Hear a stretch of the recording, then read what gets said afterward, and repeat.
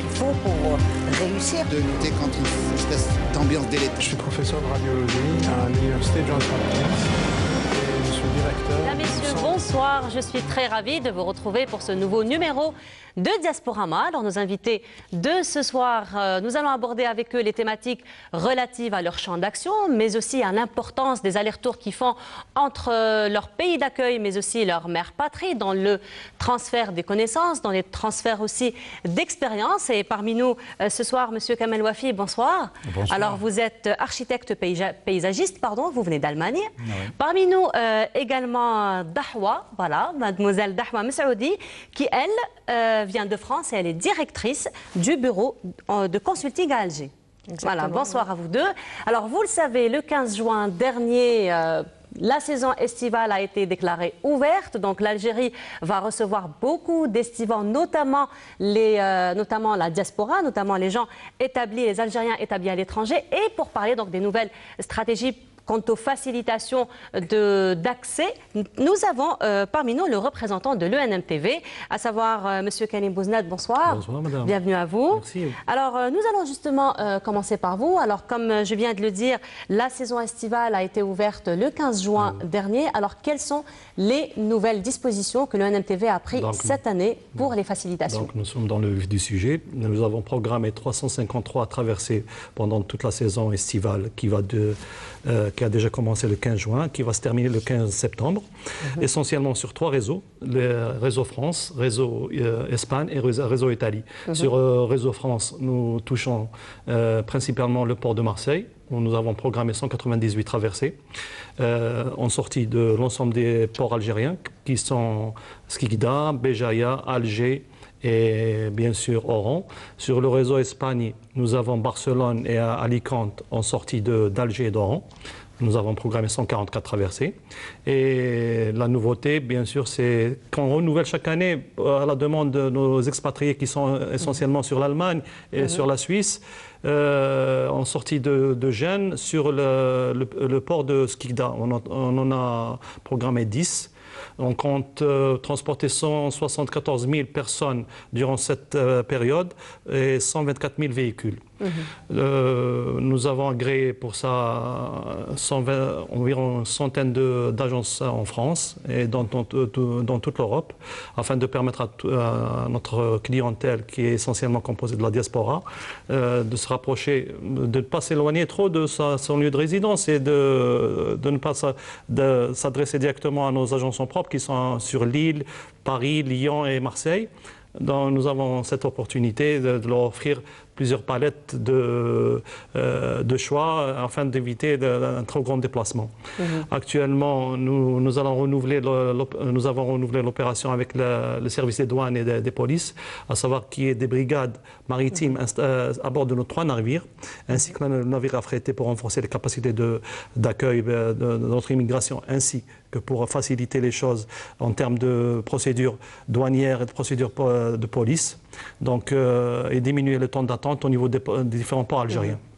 C'est l'essentiel des procédures qui ont été reconduites pour cette année. Nous avons également un accord avec l'assurance LACAT pour permettre aux gens qui sont véhiculés d'établir leur police d'assurance à bord de nos navires et de ne pas prendre le risque de sortir sans carte d'assurance ou bien de le faire au niveau du port et créer des embouteillages à ce niveau-là. Alors tout ce programme-là, est-ce qu'il sera appelé probablement, parce que là nous sommes vraiment tout au début de la saison, donc est-ce qu'il sera probablement appelé à accroître les mois à venir? Non, la saison a commencé le 28 décembre. Nous avons ouvert la saison le 28 décembre. Donc on s'est préparé des mois à l'avance. D'ailleurs, la saison prochaine, la 2020, est en cours de préparation. Actuellement, nous avons mis en place les unités de production qui sont dans nos 3 navires, renforcées chaque année par 1 ou 2 navires affrétés, afin de renforcer nos capacités. Il faut savoir que sur ce marché, nous ne sommes pas seuls, nous ne sommes pas en une situation monopolistique. Nous avons sur le réseau France un armateur français, Corsica. Sur l'Espagne, nous sommes à 3. Il y a 2 Espagnols ainsi que le NTMV. Il y a uniquement sur l'Italie ou bien on est tout seul. Mais il faut savoir qu'il il y a assez d'offres pour l'ensemble de notre diaspora installée à l'étranger, ainsi que pour les Algériens souhaitant voyager en Espagne ou bien en France ou bien en Italie. Alors si on devait faire une petite comparaison entre le bilan de l'année dernière et votre programme de cette année, que pourrait-on dire? Généralement, celui de cette année, il a été renforcé sur le reste de France, là où il y a une très forte demande. Oui. L'année dernière, il y avait plus ou moins une fluctuation et une diminution des traversées. Nous avons remarqué qu'il y a une très forte demande. C'est pour ça que cette année, nous avons programmé 198 traversées sur le port de Marseille, où il y a une très forte demande. D'ailleurs, nous avons alterné cette offre avec celle de Barcelone. Il y a beaucoup de gens qui habitent dans la région toulousaine et surtout dans Languedoc, Roussillon, sur Montpellier, Perpignan, qui ne souhaitent pas faire le voyage sur Marseille, qui souhaiteraient le faire sur Barcelone. Donc nous avons renforcé ces deux axes-là, sur Marseille et sur Barcelone. D'accord. Pour permettre à notre communauté, qui est essentiellement basée en France, de rejoindre le plus facilement possible et aisément l'Algérie. Monsieur Lafi, mademoiselle Messaoudi, vous avez déjà fait votre voyage en bateau? Oui. Et ça s'est passé comment? C'était il y a longtemps, c'était en 1996 et j'en garde un il y a souvenir. longtemps quand même. Oui, oui. C'était à l'époque le Tarq. Il est toujours. C'était je crois que c'était son premier voyage. Exact. Oui. Ça m'a fait très peur. C'était long. On appréhende, c'est vrai qu'on appréhende quand on ne connaît pas la première fois. Quand on ne connaît pas, c'est vrai que c'est toujours une découverte. Exactement. Voilà. Monsieur Louafi, ça vous est déjà arrivé de voyager par bateau? Oui, je crois une seule fois dans ma vie, je crois que je n'étais pas encore né, c'était dans les années 70. Ah oui, j'étais pas encore né, c'est vrai. C'était encore un peu agréable, mais je pense que il faut aimer la mer, je pense, pour rester 2-3 jours sur le bateau. Mais c'est vrai que ça fait aussi une balade, une jolie croisière. Hein, donc, une balade. Parce que, comme je vous l'ai dit tout à l'heure, c'est carrément un hôtel flottant. Il y a un personnel hôtelier, il y a un personnel technique qu'on ne voit pas. C'est vrai que les conditions ont beaucoup évolué, ça a beaucoup changé.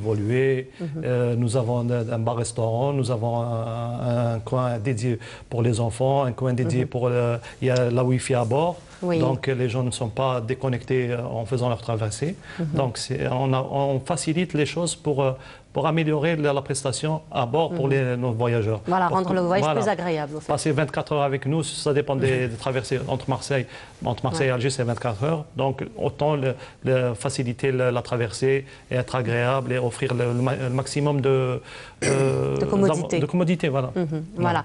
Alors, Monsieur Louafi, mademoiselle Messaoudi, vous avez passé beaucoup de temps, beaucoup d'années à l'étranger. Donc là, vous êtes toujours dans le va-et-vient. Parlez-nous un petit peu de vos expériences, à vous deux respectives, entre le pays d'accueil et la mère patrie. On va commencer par vous. Oui, merci de votre invitation. Déjà, avec plaisir, Marc. Merci. Alors, dans mon cas, je suis née en France, et donc je suis née en 1985, et j'ai décidé de m'installer en Algérie en 2014. Ah, je suis contente, 1985, j'étais déjà née. Voilà. Très bien. Bah écoutez, au moins une période là où j'existe quand même.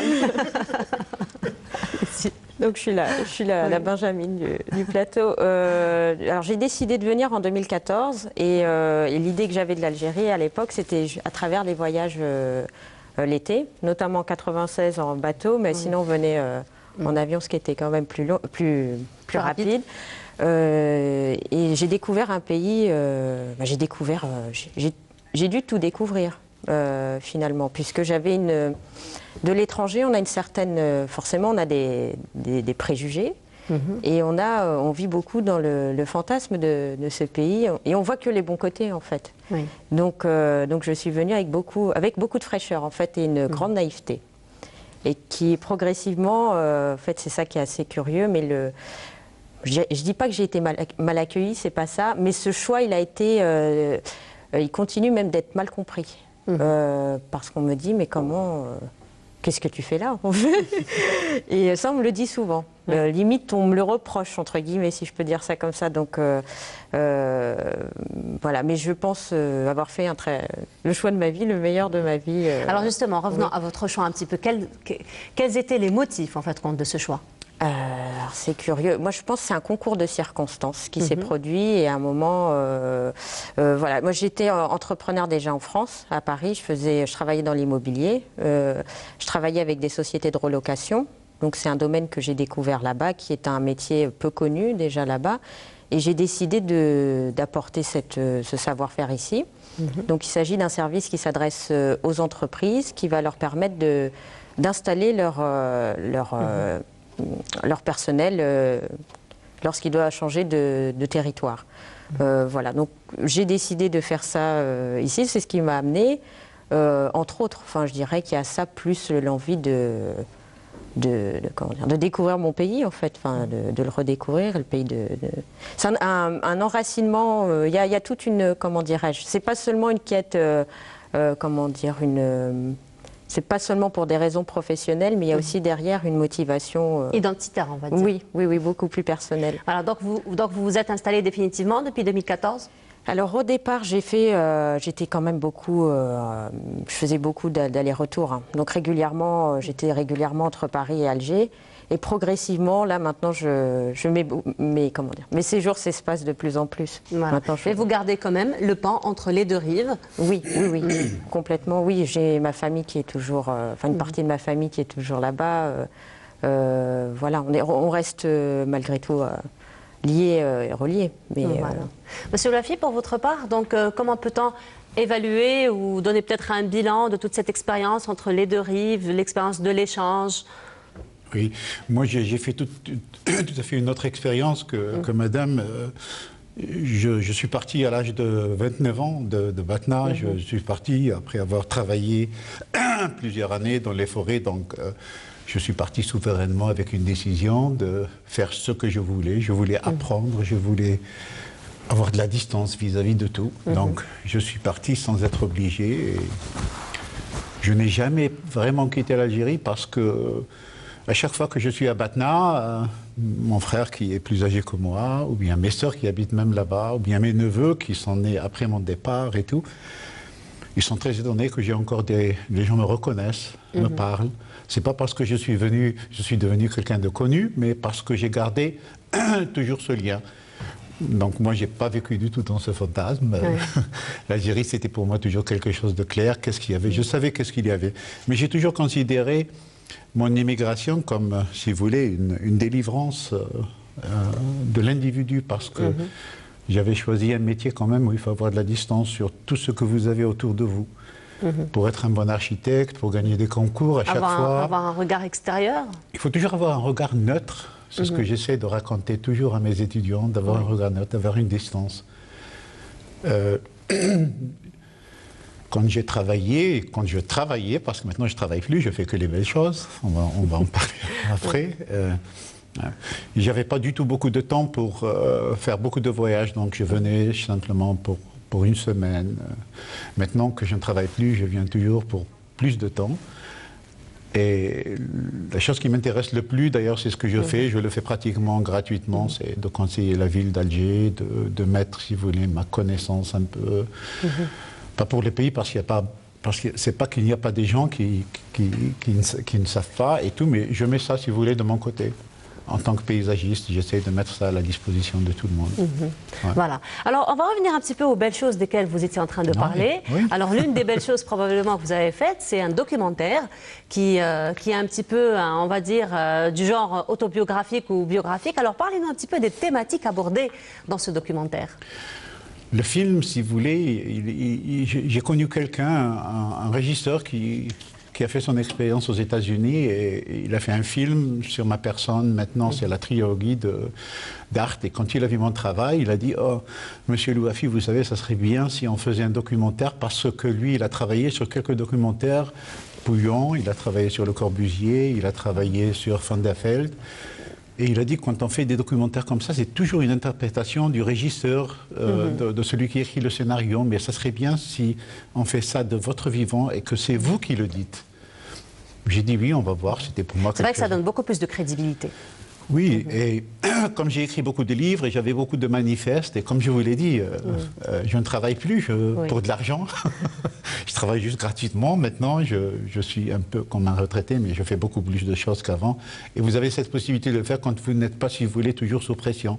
Parce que quand j'avais mon bureau, je faisais chaque 6 mois un concours. Vous ne vivez en Allemagne que sous des concours. Il faut gagner des concours pour pouvoir travailler. Sinon, vous êtes foutu. Vous ne pouvez plus payer vos gens et tout. Et j'ai dit oui, on va l'essayer. Et on a essayé cela. Et ce qui est très intéressant, avant que la loi n'ait changé, on a réussi à filmer tous mes projets, que ce soit à Abu Dhabi, à Biskra, en Allemagne, au Luxembourg, en Hollande. On a pu les filmer avec des drones. Et c'était formidable de voir le paysage d'en haut. Et donc on avait eu cette idée de faire le film. C'était un dialogue, il me posait des questions sur ce que je ressentais, sur ce que je faisais, même sur mon voyage, si vous voulez, à la Mecque, qui était pour moi spirituellement très important, mais qui n'a pas changé ma personne. Et en fin de compte, c'est un film maintenant de 50 minutes, un film qui raconte la vie d'un architecte, ce qui est très intéressant, mais qui est accessible, si vous voulez, à tout le monde, parce que les livres que j'écris, quand même, ils sont accessibles simplement aux gens du métier. Mais 48 minutes dans un cinéma, voir ce film avec de belles images, des discussions. Et malheureusement, je l'ai fait en allemand, mais il est synchronisé en français et en arabe. Donc, ce qui fait, je voulais avoir cette accessibilité pour les gens. Et donc, je suis venu aussi pour faire la promotion de ce film en Algérie, parce que c'est un film qui n'est pas commercial. C'est un film, si vous voulez, c'est un documentaire. Et qui sera mis pratiquement gratuitement à la disponibilité de soit la Cinémathèque, le festival. Voilà. C'est vrai que c'est une idée qui n'est pas commune de suivre un architecte dans son périple, on va dire. Alors justement, ça vous dit d'aller voir quand même un extrait. Vous connaissez, nous on ne connaît pas. Vous nous donnez un petit peu l'eau à la bouche.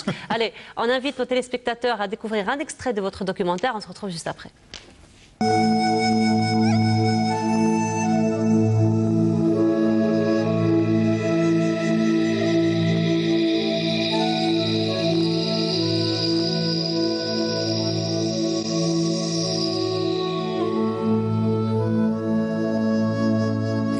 Le jardin du nomade. Il est à 1000 lieues, à l'est, à l'ouest, au nord, au sud, au centre de la Terre. Tout ce que l'on voit sur le globe qui tourne, c'est un paysage, dans la définition large du terme. C'est en fait un ensemble de différents éléments. Des montagnes, des reliefs, des plaines, la mer, les affluents, les forêts et les villes, les surfaces agricoles.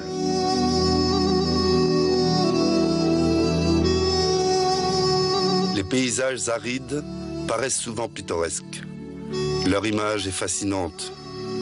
Vus du ciel, les paysages arides montrent les limites de la croissance et de l'agriculture. En Europe, le paysage est dominé par le vert et la vie. Un arbre peut pousser n'importe où. L'eau est disponible en tout lieu. Ce sont des lieux d'abondance. Un jardin, une oasis, sont, dans les paysages arides, un élément vital.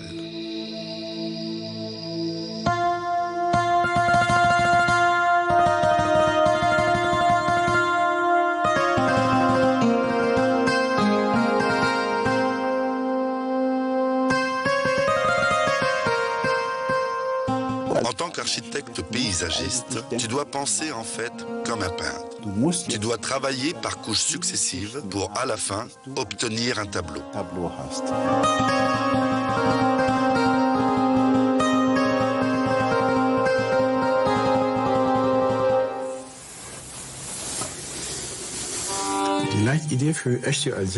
L'idée conductrice repose sur 3 références. Esch sur Alzette produisait du fer. Plus maintenant. La deuxième,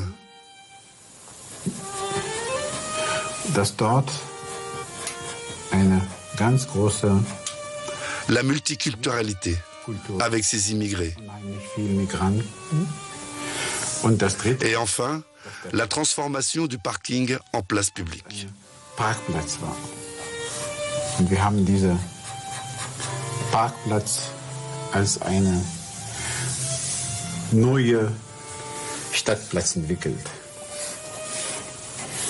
Und dieser Stadtplatz, Cette place doit devenir dynamique. eine Dynamik. Diese Dynamik an sich hat damit zu tun, Une dynamique traduisant 5 surfaces, 5 continents encadrés par des haies et sculptures de bronze. und dieser Platz ist von Hecken. Alors avant de revenir à vous, Monsieur Louafi, et de revenir un petit peu à votre documentaire, je voudrais donner la parole à nos invités. Peut-être une réaction, Monsieur Bouznet, par rapport à ce qu'on vient de voir? On est dans... Vous étiez emporté. Oui, emporté, exact. Emporté. C'est bon de toucher les gens. Ah, ouais. Mademoiselle? Oui, c'est très beau et très poétique aussi comme reportage. Enfin, ça donne envie de le voir. Merci. Monsieur Louafi, vous nous disiez, le réalisateur vous a beaucoup fatigué? Oui. Oui, parce qu'il était très, très dur, parce que Très je méticuleux, pense on va dire. oui, parce que je pense que les gens de la télévision, ils attachent de l'importance à leur travail d'une façon très intensive, comme nous le faisons, ou bien vous dans votre métier, chacun dans son métier. Oui. Moi aussi, quand je dessine une esquisse, je dis toujours, je travaille dessus durant 3 heures, et si elle ne me plaît pas, je la jette et je recommence. Voilà. Mais eux, ils ne veulent pas jeter ce qu'ils ont déjà réalisé. Ils voudraient être parfaits. Donc chaque fois, quand vous parlez et vous dites peut-être un mot en plus et que ça ne passe pas, il ne veut pas le couper. Non, il faut le refaire. Et je ne connaissais pas cela. Et donc, même dans les premiers films où j'ai fait ça pour Arte, des documentaires de l'exposition universelle et tout, je ne connaissais pas ça. Mais lui, il était très émotif. Et il disait toujours, je ne dirais pas le mot, il tapait, allez, on recommence. Oui. Mais avec un sourire et donner un peu d'eau. Et puis le résultat, quand même, est là. Il faut dire que c'est parfaitement bien fait. Alors, M. Wally, ce qui m'a un petit peu peut-être plus attiré dans ce documentaire, c'est quand vous avez sous votre lampe, toujours avec votre stylo, toujours en train de dessiner. Donc, vous êtes l'un des rares architectes aujourd'hui qui n'ont pas recours un petit peu à la technologie, à l'informatique, et vous faites toujours confiance et vous avez toujours cette relation, on va dire, affective avec votre crayon. Oui, parce que j'ai vraiment appris à dessiner dans le bureau de mon frère qui est architecte, qui est le vrai architecte. Ma mère, Allah yarhamha, elle disait toujours, lui c'est le vrai architecte, moi je suis le jardinier. Et j'ai appris chez lui à dessiner un peu. Quand je suis parti en Allemagne, quand j'ai cherché des petits boulots, je commençais à dessiner.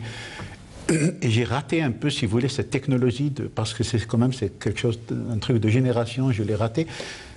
Mais ça m'a énormément aidé. Donc mes dessins m'ont fait gagner énormément de concours. Pourquoi? Parce que quand vous faites des dessins, moi je le dis aussi à mes étudiants, dans les perspectives, vous pouvez mentir pour l'œil. Vous pouvez mentir pour l'œil, ça veut dire que je peux placer de la végétation, des bâtiments de façon à ce que vous aimez. Mais si vous le faites avec un ordinateur, vous ne pouvez pas, il y a des choses où vous ne pouvez pas beaucoup mentir. Et ça m'a vraiment beaucoup aidé. Et ce régisseur, il a beaucoup aimé les autres films qui étaient faits par d'autres gens, en 2 minutes, 3 minutes, c'était documentaire, c'est mes travaux. Il a beaucoup aimé cette façon. Donc il voulait bien la ramener, il voulait bien me mettre, s'il voulait... Il voulait, comme on dit, il voulait bien me mettre en scène en train de dessiner et de parler de ses projets. Et ça a fait un peu le charme de ce film. Effectivement. Alors là, je vous invite à voir un autre extrait, c'est quand même un 50 minutes, c'est ça? Celui-là, il est de 48 minutes. 48 minutes, voilà. Alors on va découvrir un autre extrait et on se retrouve juste après.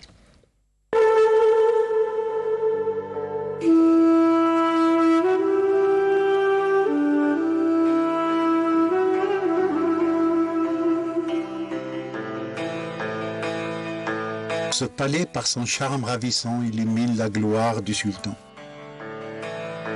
Il rayonne de sa beauté et de la magnificence de ses floraisons. Il est béni par les nuages qui généreusement le protègent. Les mains de son créateur l'ont paré de broderies pareilles à des fleurs. Son salon est une mariée qui dévoile les attraits de sa beauté au cortège nuptial.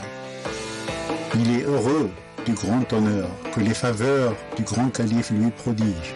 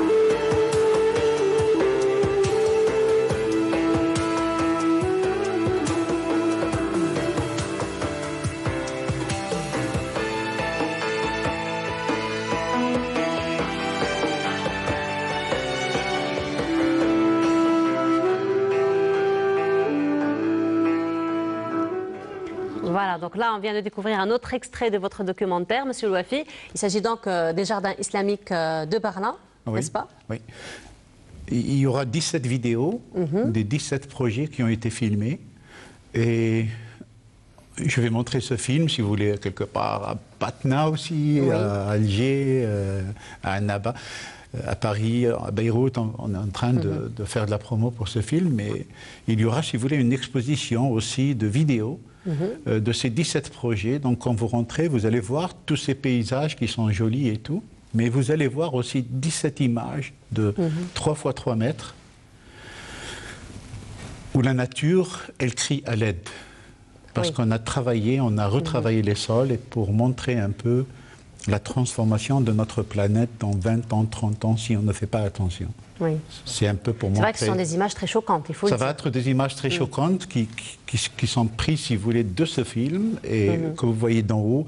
Et vous voyez des arbres qui sont encore vivants, des haies qui sont encore vivantes, tandis que le sol, on l'a complètement transformé, on le transforme complètement d'une manière artistique. Mais si vous voulez, pour confronter un peu l'individu avec cette belle image de cette nature qui est si agréable et de ce qui peut arriver dans 20 ans, 30 ans, si on ne fait pas attention à changer notre comportement pour la nature. Voilà, donc c'est vraiment un travail de sensibilisation que vous faites. Alors parmi les autres belles choses que vous faites, du moment que vous en faites beaucoup, ce sont des éditions, en fait des publications que vous avez faites, notamment des livres, mais des livres, j'ai envie de dire, dans la présentation, dans le modèle lui-même, c'est pas des livres communs parce que vous les avez faits en forme d'accordéon. N'est-ce pas? Oui. Voilà, en forme d'accordéon. Alors vous pouvez nous en parler, très riche en images aussi. Oui, vous savez, ce qui est intéressant dans notre travail, c'est la transmission du savoir. La transmission du savoir, vous pouvez le faire simplement quand vous écrivez, quand vous racontez. Et heureusement qu'il y a une femme qui est très compréhensible et qui est aussi architecte. Et donc, je passe beaucoup de soirs. C'est une passion partagée. C'est une passion partagée. Et j'essaie de faire mes livres dans les 4 langues, en français, en arabe, en anglais, en allemand. Et je me suis dit, pour si vous voulez, rendre la curiosité plus pertinente. Donc j'ai choisi ce modèle de l'Opérello. Ça vous permet d'ouvrir cela vraiment comme un accordéon. C'est vrai que... Alors on va il y a quelques amis, et Karim Amiti, qui s'est plaint que c'est un peu petit. C'est petit? Oui, l'écriture est un peu petite, mais les prochains livres auront des lettres un peu plus grandes à cause de notre âge. C'est-à-dire que c'est riche en images aussi. C'est vrai que c'est un modèle qui attire quand même la curiosité. On a bien envie de... Et c'est tous les projets que j'ai faits. C'est une documentation, si vous voulez, en texte et en images. Et c'est des textes aussi qui seront parlés, si vous voulez, dans le film aussi. Voilà. Alors, toujours dans la nature, toujours dans la solidarité, il y a aussi, Mademoiselle Dahouak, vous-même, alors vous êtes dans le mouvement associatif. Dans plusieurs mouvements associatifs. Et il y a quelques mois de cela, vous avez lancé un club, World in Progress, n'est-ce pas? Vous pouvez nous en parler? Oui, alors ce club, il est venu d'une expérience que j'ai eue à Alger, pendant laquelle j'animais des soirées pour un réseau qui s'appelle Internations. Donc en fait, c'est une association qui est présente dans 355 villes dans le monde. Et l'objectif, c'est de réunir des personnes, en général, qui viennent de l'étranger. Et en fait, c'est d'organiser des soirées pour se rencontrer, pour partager des expériences, des cultures surtout aussi. Et c'est comme ça que j'ai découvert qu'il y avait énormément de nations en Algérie. J'étais étonnée, moi aussi. Et du coup, voilà, donc j'ai animé ces soirées pendant plusieurs années. Et à partir de là, riche de cette expérience, j'ai voulu créer mon propre réseau. Et donc, ça fait quelques mois que je me lance dans cette aventure. Voilà. Voilà. Alors, vous êtes aussi dans un mouvement associatif, notamment pour la protection des animaux. Oui. Donc, c'est un réseau quand même qui est très connu en Algérie depuis quelques temps. Oui. Un toit pour un chat. Oui, un toit pour chat, un chat pour toi. Et donc, ça fait 10 ans que ça existe. Donc, je connais la fondatrice qui s'appelle Tina, qui est quelqu'un de formidable. Elle et tous les bénévoles qui agissent pour sauver des animaux au quotidien. Et voilà, j'essaye, moi je suis assez, comment dire, il y a des personnes qui sont beaucoup plus plus actifs que moi. Et bon, j'essaie de contribuer comme je peux au sauvetage et à la défense des animaux, puisque même si après c'est vrai que ça peut faire sourire parce qu'on dit oui, mais les humains peut-être sont plus prioritaires. Et en fait, comme vous parliez de la nature, ça fait partie de la vie en fait. Et donc c'est pour ça que toute forme de vie mérite. De toute façon, c'est un cycle, hein. C'est un cycle, c'est tout un équilibre écologique, tout un équilibre biologique aussi. Exactement. Donc voilà, moi je suis très contente de leur action et j'essaye d'aider comme je peux pour alors comment ça se passe au sein de l'association? Comment vous prenez contact avec les gens quand il y a comme ça des chats perdus? Comment vous arrivez à trouver des toits pour des chats? Alors, il y a une page Facebook. Il faut dire que c'est vrai qu'en Algérie, les animaux de compagnie, c'est pas une culture qui est très développée chez nous, il faut le dire. Oui. Comme disait monsieur tout à l'heure, c'est vrai que les Algériens sont plus avec les oiseaux. Enfin, il y a plus une culture des oiseaux. Les chats, les chiens, c'est plus récent de ce que j'ai pu comprendre. C'est une page Facebook en fait qui permet de recenser les animaux qui souffrent. Donc soit parce qu'ils ont été il y a des bénévoles, ou même toute personne qui voit un animal qui souffre dehors, donc soit il peut le prendre directement, l'emmener chez le vétérinaire, le soigner, voilà, soit le signaler. Aussi, donc, et c'est ça qui est très fort, c'est que ce réseau de solidarité, il fonctionne. Et ça marche vraiment. Et les gens adoptent facilement des chats? Des chats plus facilement que des chiens. Et après, les chats, c'est vrai que je crois que les gens préfèrent adopter des mâles que des femelles parce que après la reproduction et tout ça. Il y a aussi un problème avec la stérilisation des animaux, ça, un problème aussi peut-être un peu religieux. Enfin, il y a un problème éthique là-dessus sur faut-il le faire ou pas. Mais sinon, non, oui, ça marche toujours. Hein. Moi-même, j'ai 2 chats que j'ai eus grâce au réseau. Et puis après, il y a même des personnes qui sont familles d'accueil. D'accord. Oui, ça se fait beaucoup. Donc on peut aussi pendant un temps garder les animaux le temps qu'ils les soignent et puis après les mettre à l'adoption.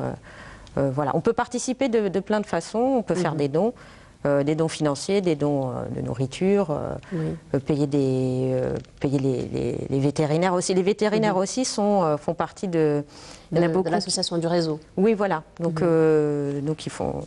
Tout le monde est là en train d'agir à son niveau pour. Et effectivement, c'est primordial, je pense, d'être sensible à cette cause. Oui, voilà, on est humain quand on fait ça aussi, c'est ça, ça fait partie de... Alors, toujours avec les animaux de compagnie. Alors, il y a eu une nouvelle initiative en Algérie, c'est une initiative toute récente, ça fait quelques mois. Nous avons, alors, c'est l'un des Algériens qui est établi en Slovaquie, qui a lancé... C'est une nouvelle initiative dans toute l'Afrique, pas seulement en Algérie, mais qui a lancé un showroom de chiens, en fin de compte, ici même à Alger, donc à Ben Aknoun. Donc c'est un showroom où on peut aller voir de nouvelles races de chiens qui ne sont pas très connues en Algérie. Donc on peut en acheter et puis le service, il est assuré, même la prise en charge des animaux en cas de maladie ou en cas de fatigue ou mauvaise peut-être prise en charge des animaux. Donc ils sont pris en charge juste après la vente. Donc c'est Yazid Ait Mahiddine qui s'est rendu dans les lieux. Il a rencontré Karim Aoudine qui lui-même qui a lancé Karim Aoudia pardon qui a lancé donc ce projet. Je vous laisse le découvrir et on se retrouve juste après. Un style de vie raffiné, cet attachement des Algériens et cette passion pour les animaux de compagnie. Des pratiques sociales ancrées dans le paysage urbain. Lui, c'est Karim Ben Aoudia, un Algérien installé en Slovaquie qui a traduit sur le terrain son savoir-faire en matière d'élevage des chiots et des chatons de race. Grâce à mes expériences de 24 ans, j'ai une occasion de venir descendre en Algérie, faire savoir-faire تاعنا. Je dis pourquoi pas je نحل un showroom en Algérie. Je pense que ce showroom c'est un unique showroom en Algérie, même en Afrique, continent africain. Yorkshire Terrier, Loulou Pomerania et le chat british, autant d'espèces racées élevées dans un cocon d'aisance. Le premier showroom d'animalerie ouvre ses portes à Benaknoun avec consultation vétérinaire et formateur d'éleveurs. كنت éleveur depuis 96. كنت un éleveur normal, les races normales, les races big, les races les chiens de chasse, les chiens de compagnie. Petit à petit, 99, j'étais le numéro 1 exportateur algérien en Europe. J'ai exporté beaucoup des animaux vers l'Espagne, Portugal et même la France. C'est un énorme plaisir d'être ici pour un début, parce qu'on aime tous les animaux. Alors les jouets ici servent à divertir nos animaux. Par exemple, s'ils sont stressés ou bien, je sais pas, ils sont un peu malades là, ils servent à les divertir, jouer avec et leur changer un peu les idées. Les races اللي عندي هنايا عندي لولو بوميرانيا, j'ai le bichon maltese, عندي le carlin, j'ai le shiba inu, j'ai le akita inu, j'ai le yorkshire, واش تاني واش عندي عندي le jack russell. La passion pour un animal de compagnie demeure une véritable thérapie, une véritable communion du genre humain et du genre animal. Alors voilà, donc c'était le premier showroom animalier en Afrique qui a été donc récemment ouvert ici en Algérie. Monsieur Bouznat, probablement on va revenir un petit peu sur les conditions d'importation de ces races animalières ici en Algérie. Alors comment cela se passe par rapport aux lois, par rapport aux facilitations, par rapport à... Pour les chats et les chiens, généralement, ils accompagnent leur maître. Ils sont dotés d'un passeport sanitaire. Qui comporte l'ensemble des vaccins que les animaux ont eus. Donc, il y a au niveau du port, il y a la station sanitaire portuaire qui vérifie la conformité du passeport sanitaire de l'animal et qui le laisse passer. Donc, c'est rare où il est mis en quarantaine. C'est très, très rare. D'accord, d'accord. Alors, pour la protectrice des animaux, peut-être un mot par rapport à ce qu'on vient de voir? En toute honnêteté, je trouve ça vraiment dommage, pour ne pas dire déplorable, qu'il y ait ce genre d'initiative, parce qu'on a suffisamment d'animaux ici en Algérie, de chiens et de chats à adopter et à sauver, quand on aime les animaux. Et voilà. Et alors, ce qu'on a déjà à l'association, c'est qu'en général, les chats ou les chiens de race sont très recherchés. Les siamois, on va les adopter très rapidement. Oui, effectivement. Voilà, mais quand c'est un chat, dit chat de gouttière, entre guillemets, on ne l'aime pas trop et c'est pas... Donc là, on rentre dans ce commerce-là, c'est un chat ou un chien de race. Il y a aussi des vols qui sont liés à ça. Oui. Donc ça, régulièrement aussi, on apprend qu'il y a des personnes qui se font voler leurs animaux. Voilà. Je salue mes chats. Touti et Touti et Bouboule. Et Touti est un chat noir. Pourtant, les chats noirs sont... Voilà, on se dit, c'est un chat qui porte malheur. Oui. C'est une belle légende, ça, franchement, qui a été bien ancrée dans les esprits, dans les cultures, de l'humanité d'ailleurs, pas seulement en Algérie.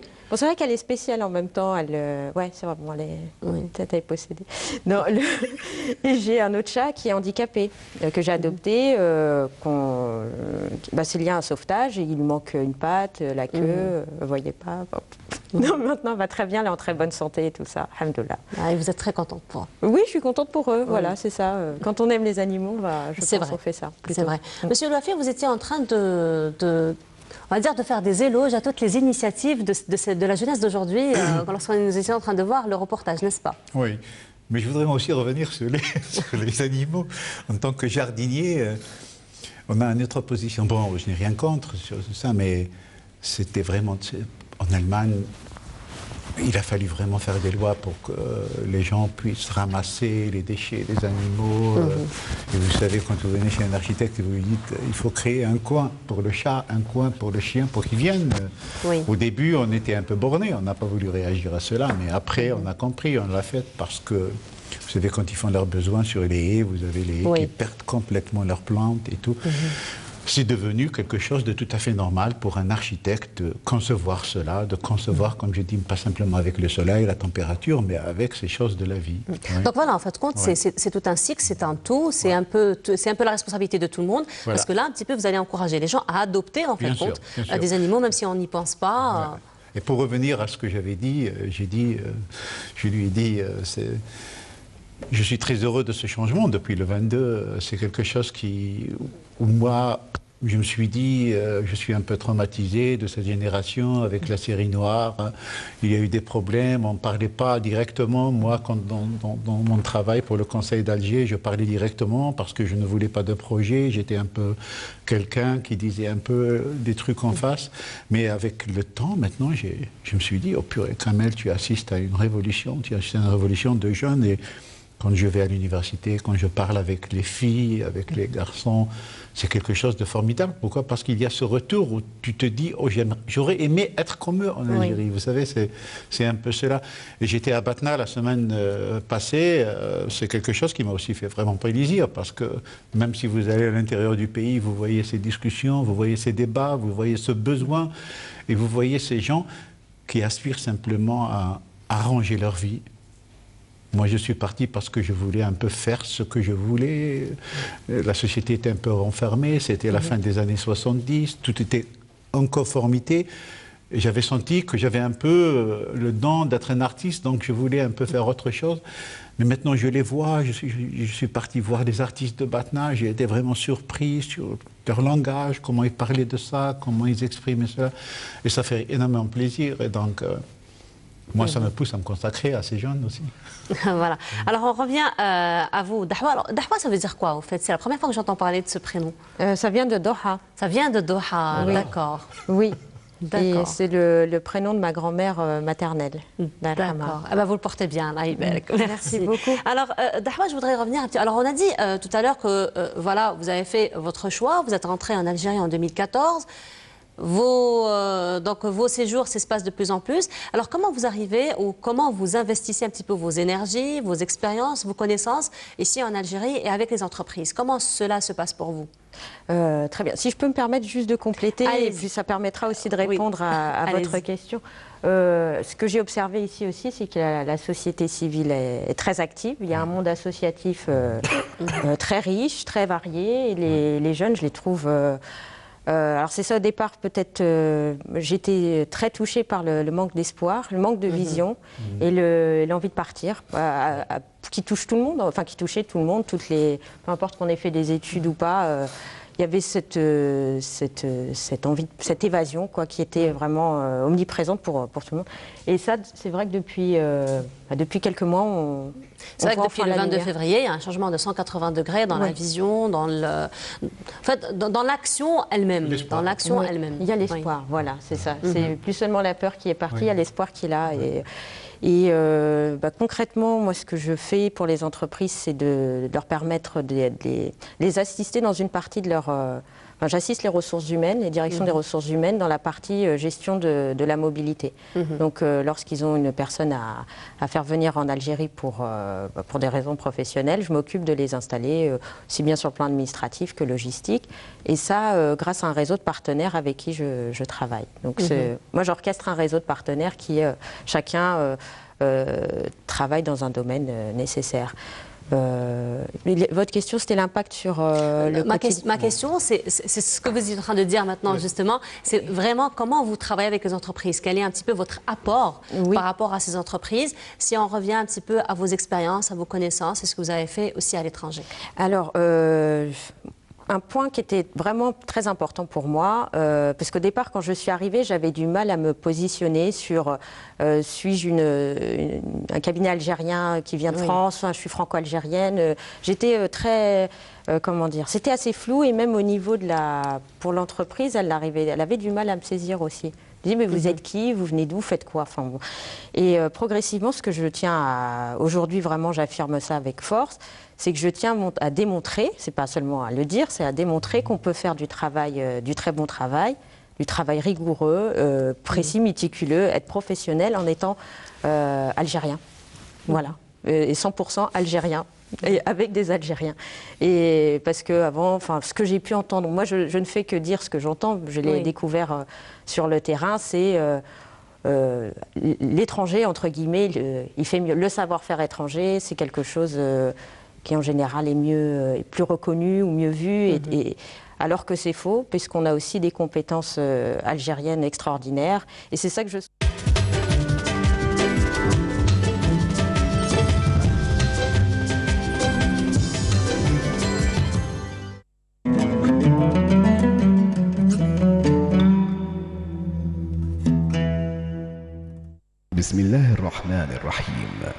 الصلاة كانت على المؤمنين كتابا موقوتا. صدق الله العظيم.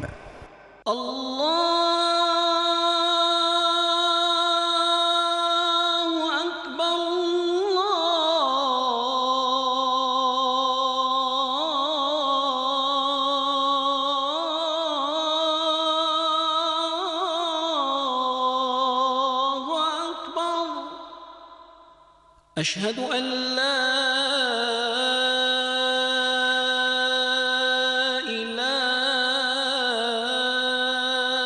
إلا الله.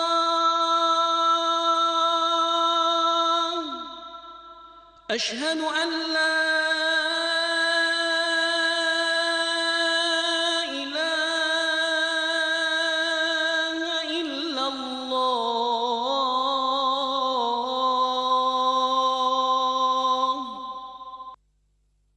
أشهد أن محمدًا رسول الله.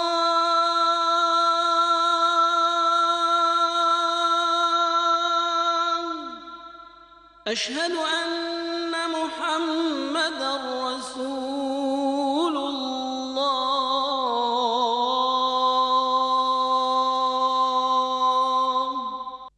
حي على الصلاة.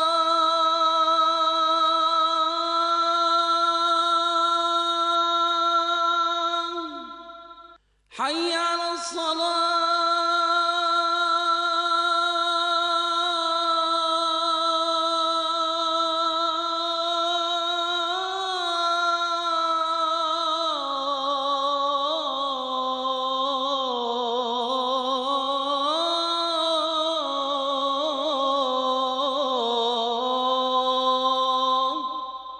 حي على الفلاح.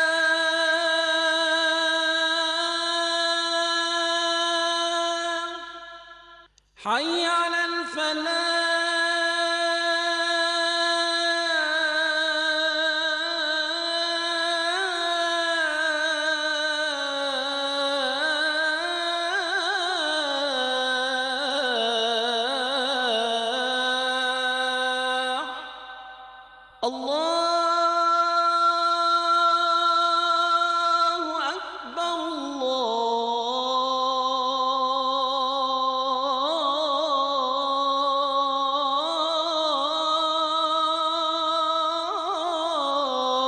الله أكبر.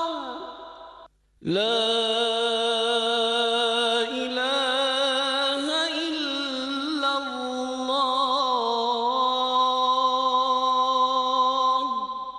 اللهم رب هذه الدعوة التامة والصلاة القائمة آت محمدا الوسيلة والفضيلة والدرجة الرفيعة وابعثه اللهم مقاما محمودا الذي وعدته.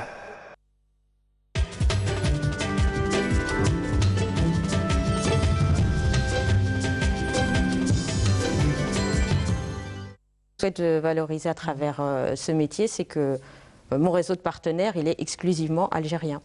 C'est vrai que ce que vous êtes en train de dire maintenant, j'ai envie de dire c'est un stéréotype. En fait, quand tout ce qui vient de l'étranger, c'est le meilleur, tout ce qui vient de l'étranger, c'est le plus compétent, etc. Mais il y a en fait compte un autre aspect auquel généralement on fait pas toujours attention, auquel on ne donne pas toujours de l'importance. C'est celui qui vient de la communauté, il connaît la société elle-même en fait compte. C'est vrai que quelqu'un quand il vient d'étranger, il y a aussi ce gap culturel qui peut aussi faire défaut, n'est-ce pas? Oui, moi j'y étais confrontée. Même je suis encore confrontée à ça, c'est-à-dire que j'ai dû m'adapter, j'ai dû comprendre comment... Même la communication, elle ne se fait pas de la même façon. Voilà. Donc même s'il y a des compétences, de véritables compétences à l'étranger, il faut toujours les adapter, en fait, quant au contexte actuel. Absolument, absolument, et contexte culturel. Enfin, parce que même si en Algérie, on est très francophone, la langue n'a pas suffi à ce que je puisse... comment dire, convaincre des clients. Ça, c'est pas du tout... Il y a une autre approche, en fait, et qui est plus, on va dire, plus affective. Voilà, c'est pour ça qu'on dit à chaque fois, il ne faut pas confondre entre langue et culture. Donc, on peut avoir la langue qu'on veut, mais si on a une culture particulière, effectivement... Alors, voilà, donc là, je vous propose de...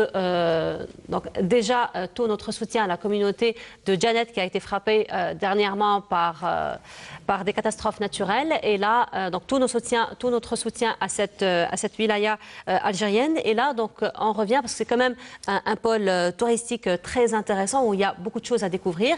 Et là, je vous propose donc un gros plan sur la ville de Janet. C'est un reportage signé Souad El Khroukh.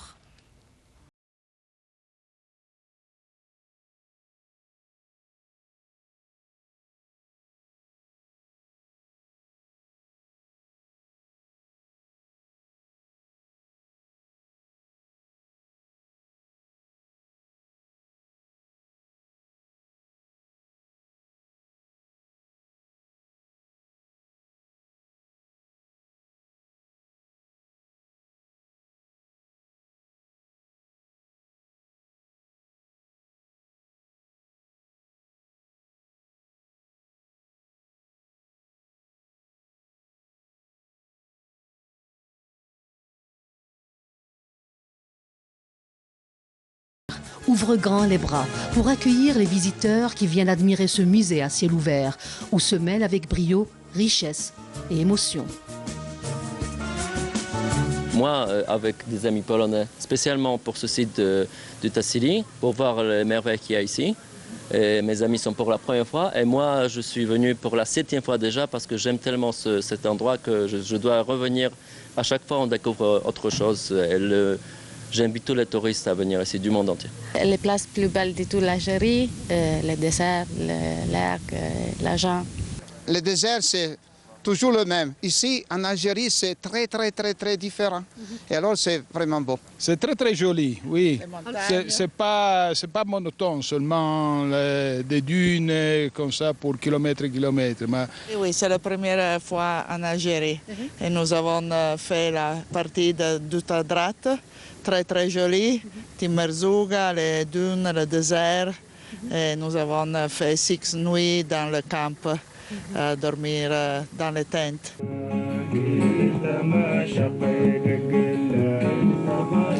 Janet ne cesse de révéler sa splendeur à tous ceux qui sont en quête de quiétude et d'aventure.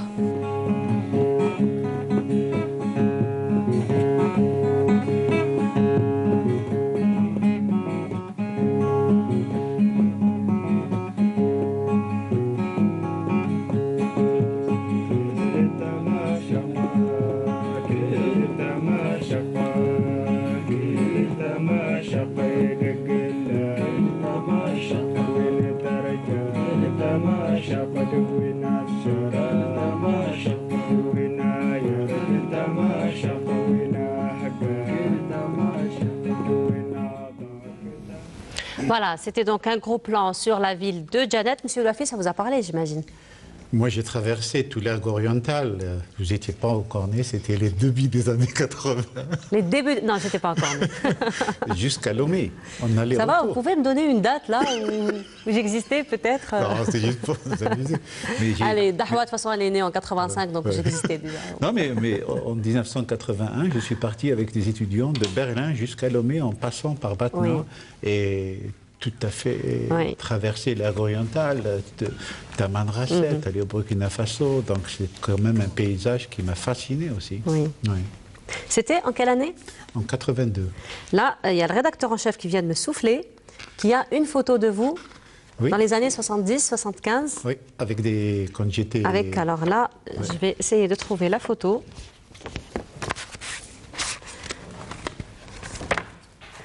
Et donc, pour revenir un petit peu, en attendant que je trouve la photo, pour revenir un petit peu... Quand j'étais lycéen, je suis parti aussi. Ah, vous étiez lycéen, Quand j'étais lycéen à Batna, on avait un très grand plaisir, je pense que parce qu'on n'avait pas d'argent, on faisait du stop et on allait à Biskra, on allait à Tamanrasset, à Gardaya. Il y a même quelques amis qui ont eu après le paludisme parce qu'on dormait dehors et on dormait à côté des oueds, on ne savait pas. Oui, mais j'imagine, ce sont de très jolies découvertes, hein, parce que c'est toujours quand ça vient comme ça... Mais bien sûr, elles ont voilà. Alors, pour revenir un petit peu à votre documentaire, on a vu tout à l'heure, à travers les images que vous avez filmées, vous avez quand même fait un très joli contraste entre plusieurs villes du monde, donc pas seulement en Algérie, on a vu un petit peu en passer du désert vers des jardins, vers des villes, vers... n'est-ce pas? Le film s'appelle Le vol du jardinier nomade. Le vol du jardinier nomade. Parce que le régisseur, quand il avait discuté avec moi, il m'avait dit « Kamel, tu as des jardins un peu partout dans le monde. Oui. Mais toi-même, tu n'as pas de jardin, il n'y a que ta femme qui a un jardin, parce que moi, je n'ai pas de jardin. » Et il a dit, tu es un nomade qui va toujours visiter ces jardins. Et je crois qu'il est dans notre livre. Notre guide. Entre Orient et Occident, mais si vous me donnez, je vais le chercher en attendant. Et donc, c'était un contraste que vous avez fait. Et ce sont donc des projets auxquels vous avez participé, en fait. Oui, parce que l'Europe m'a fasciné, mais elle m'a fasciné en contraste avec ma région, qui est semi-aride.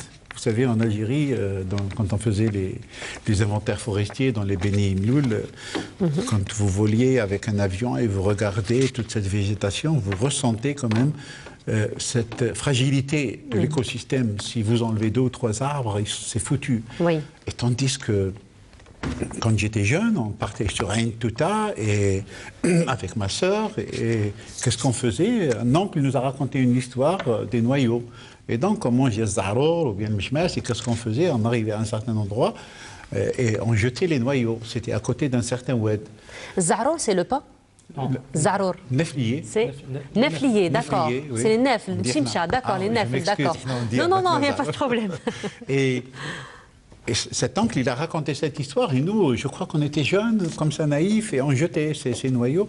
Et je vous assure que 30 ans après, je suis passé de ce côté, je l'ai même dessiné. Je ne dirais pas que c'est des noyaux, mais c'était très joli d'imaginer que c'était peut-être nous. Pourquoi? Parce que dans cet endroit, il y avait de l'eau. C'était un oued. Et c'était la même chose qu'en Europe. En Europe, simplement, ce n'était pas dans l'oued.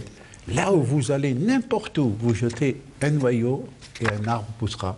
Donc, je voulais un peu parler de ces contrastes entre les Excusez-moi, j'ai trouvé. Ah, vous l'avez trouvé. J'ai trouvé. Voilà.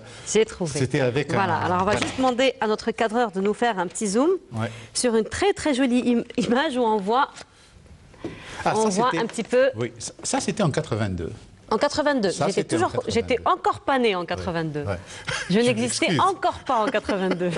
C'est avec les pirogues du Niger. Voilà, donc en fait, il y a de véritables symboles qui montrent cette époque, notamment. La voiture, 504, c'est une 504, c'est ça? Avec des 504 et des XT. Et c'était pour moi quand même extraordinaire de découvrir ces pays-là. Mais je suis parti avec ses amis, et ses amis ont vendu leur voiture, ils sont repartis par avion, et moi je suis revenu sur des bennes de camions, sur des taxis de brousse jusqu'en Algérie. Vous avez fait des aventures quand même, hein? C'était des découvertes. Des découvertes, oui. C'était des découvertes et c'était une richesse absolue.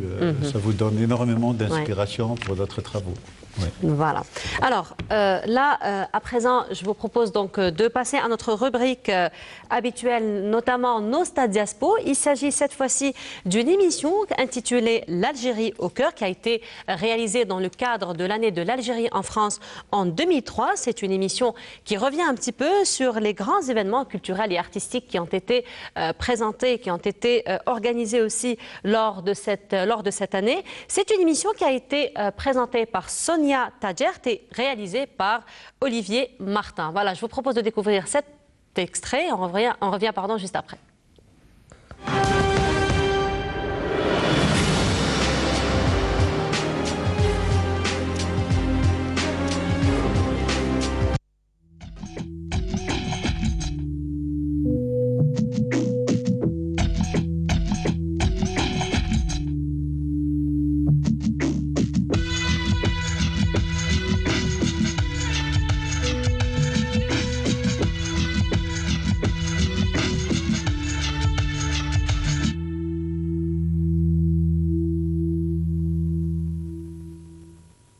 Bonjour chez vous, Algérie au cœur vous souhaite la bienvenue dans un nouveau numéro dédié aux artistes algériens et à leur travail.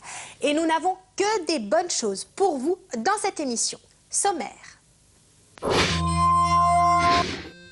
Quand un sculpteur ne sculpte pas, il dessine. C'est à Mont-de-Marsan, dans le musée d'Espiau, que l'on retrouve ces créations qui flattent le regard. À Limoges, on fête la littérature par le biais de l'école d'Alger et on propose une pièce mettant en scène Albert Camus et un Kété-Biassine dans un dialogue plus vrai que nature. À Marseille, le musée du Fort Saint-Jean a regroupé la fine fleur de la jeune création algérienne. 8 Algériens, 3 Marseillais, d'où le titre évidemment, Alger-Marseille, 8 plus 3. Les grands artistes n'ont plus qu'à bien se tenir, les jeunes sont là et ils sont bons. Dans le superbe Voilà, donc de retour sur le plateau. Alors enfin, j'ai pu la voir l'image. Alors, je vous propose de découvrir donc l'image de la 504. Au fait, c'était facile de se promener comme ça dans le sud. Voilà, donc on est en train de la découvrir dans le sud à bord du 504, parce qu'aujourd'hui, quand même, il y a beaucoup plus de confort avec les 4x4, avec des voitures plutôt adaptées à cet environnement. C'était l'aventure qui nous avait intéressés, de dormir dehors. De tomber en panne? Non, tomber en panne, non, mais Herman, un ami, il a Vous été n'avez même pas sablé, même pas? Si, on a sablé, il fallait apprendre. Vous savez, quand vous êtes dans le Sahara, vous apprenez que dans les endroits qui sont un peu sombres, là, vous pouvez vous arrêter. Quand le sable est très clair, il ne faut pas vous arrêter, parce que sinon vous sombrez. Mais ce qui était très intéressant, c'est que les douaniers n'ont pas voulu me laisser sortir. Ah oui? Et bien sûr, j'avais plus de 28 ans, mais ils voulaient parler avec mes parents. À Batna. Parce que c'était pour eux, tu es fou, qu'est-ce que tu vas faire? Et je vous assure qu'ils m'avaient imposé d'aller dans chaque au Burkina Faso, d'aller à Lomé, d'aller dans les délégations algériennes et m'annoncer. D'accord. Et ils ont dit, sinon, on va te retirer ton passeport quand tu reviens et tout. Il fallait le faire. Ils avaient tellement peur. Voilà, c'était pour votre sécurité, effectivement. Ce jeune citadin qui vient avec les cheveux bouclés. C'était beaucoup plus pour votre sécurité, effectivement. Oui, mais c'était très amusant. Quand je suis revenu sur une benne de camions, là, il avait dit, tu es vraiment fou, sur une benne de camions. Vous savez, des kilomètres et des kilomètres, oui. Mais c'était quelque chose que je referais avec plaisir. Si certainement, j'imagine. Ouais. J'imagine, parfait. Eh ben, nous arrivons à la fin de notre émission. Merci beaucoup à vous trois d'avoir été parmi nous. Un dernier mot, peut-être, Monsieur Louafi? Oui, nous avons un avenir quand même très serein, je pense, pour nous tous. Et c'est quand même une situation que je n'aurais pas imaginée il y a quelques mois. On pourrait s'asseoir et discuter, parler des choses qui nous concernent, si vous voulez, d'une manière individuelle et collective, ce qui est très intéressant. Est-ce que vous avez peut-être des projets de participation à des festivals ou peut-être la projection de vos documentaires? Oui, en Algérie, je suis venu à cause de cette promotion. On veut le montrer à la Cinémathèque, on veut le montrer pour des étudiants, on veut le montrer à la Maison de la Culture à Batna. Vous avez un programme préétabli ou ça va se faire? Je suis en train de l'établir pour le festival du film à Annaba. Et dans les autres villes, j'ai un peu considéré que c'est une priorité ici parce que ça demande...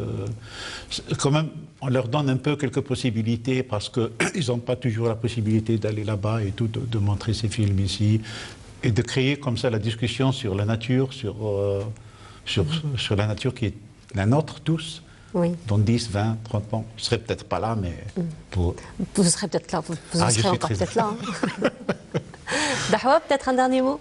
Alors un dernier mot, ce serait à la jeunesse algérienne et lui dire d'y croire et que sa place est en Algérie et qu'on va arriver à construire quelque chose de beau et qui seront les bienvenus dans la société, dans Héritage Relocation. J'espère pouvoir rapidement recruter et faire qu'on crée une belle synergie avec des Algériens volontaires et beaux comme ils sont. Voilà. Merci beaucoup. Monsieur Bouznet, peut-être qu'on va finir sur des conseils que vous pourriez donner à la communauté algérienne à l'étranger qui va venir passer leurs vacances ici. De se prendre à temps, d'embarquer dans le calme, de donner une bonne image de l'Algérie. Voilà. Et à cette jeunesse, je lui dis de s'inspirer de M. Louafi, qui a vécu une très très belle vie. Je le découvre. Peut-être qu'il me faudrait plusieurs vies pour vivre la sienne. Mais vraiment... Vous avez une autre vie, voilà. Vous avez d'autres aventures, vous avez peut-être... Voilà. Le salle de M. Louafi est vraiment très intéressante. Très passionnante. Très passionnante, très intéressante. Merci beaucoup. Alors, on finit comme d'habitude avec une sélection lecture du soir. Donc, nous avons à vous présenter ce soir alors le livre de Kateb Yassine, Le Polygone étoilé. Donc, c'est un genre littéraire qui marie le roman, la poésie et le théâtre. Il aborde les thématiques liées à la colonisation et le rapport à la mère patrie qui est symbolisé, bien entendu, par le charme de Nedjma. Aussi, la deuxième lecture que nous avons à vous présenter ce soir, il s'agit de L'exproprié de Tahir Djaoud.